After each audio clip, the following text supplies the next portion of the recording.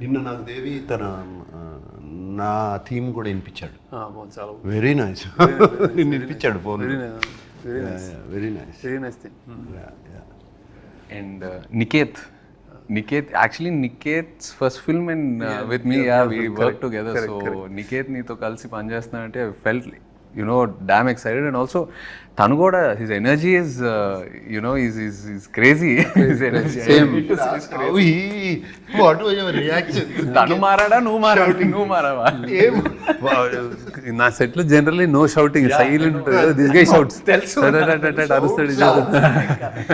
All four-lettered words. టీవీలో ఎందుకు లేదు దాని గురించి, but I was wondering what is Shekhar doing. Shekhar ని చూస్తా ఉండేవాడిని. ఫస్ట్ క్వశ్చన్ మార్క్ అదే వచ్చింది, ఎవరిని మార్చారు అనేది. So he's like that, I'm like that. And now we got used to it. He shouts some like, and probably he's shouting more because I don't shout. Set లో character ఉంటే నేను అరిచాను అనుకో, మేబీ he would have అరవడం less ఏమో, కానీ same energy, అదే ఎనర్జీతో చేశాడు. చాలా చాలా బ్యూటిఫుల్ వర్క్ చేశాడు. You can see lot of praise. నాకు నా character, I mean of course my character I loved it, but Dhanush character also, the graph is fantastic. That graph from a homeless, completely on the street boy to a graph where is ఏమనొచ్చు, his hidden intelligence which was oppressed comes out slowly. And slowly the questions he asks, that character asks, are very very good. ఎంతమంది ఈ 1000 కోట్లు ఉంటే ఎంతమంది భోజనం పెట్టచ్చు, ఎంతమంది భోజనం పెట్టచ్చు కదా అందరికి. Those dialogues were very very good. There's one dialogue which he says to Rashmida, బ్రతకడం కోసం బ్రతుకు. నా చావు నేను చేస్తా. చచ్చిపోవద్దు మేడం, బతుకేం చేయాలి, బతుకు కోసమే బతుకు.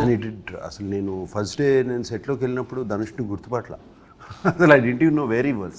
He's completely merged into the background. అదే మీరు చెప్పారు. అండ్ ఆల్సో అంటే ఆ dialogues, I think all the characters in the film, it's a reflection of our everyday conflict in life.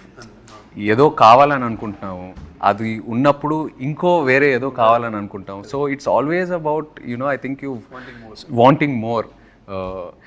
It's also నాకు ఒక చిన్న పర్సనల్ రిఫ్లెక్షన్ ఏంటంటే, నేను ఫస్ట్ మీ దగ్గరకు వచ్చి లవ్ స్టోరీ చేసినప్పుడు, ఆ జర్నీ అంతా చేసినప్పుడు, ఏదో like any other young guy, ఈ బ్రాండ్స్ ఇవన్నీ కొంచెం ఏదో ఒక ఇంట్రెస్ట్, ఒక పిచ్చి ఉండేది.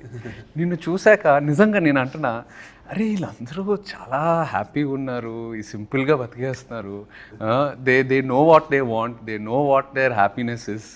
దాని మీద ఫోకస్ చేసి ఇవన్నీ ఎందుకు మనకి అని I really observed all of you. And మీ గ్యాంగ్ నీ వల్ల నాకు చాలా ఖర్చులు తగ్గినాయి యాక్చువల్లీ. Really so happy.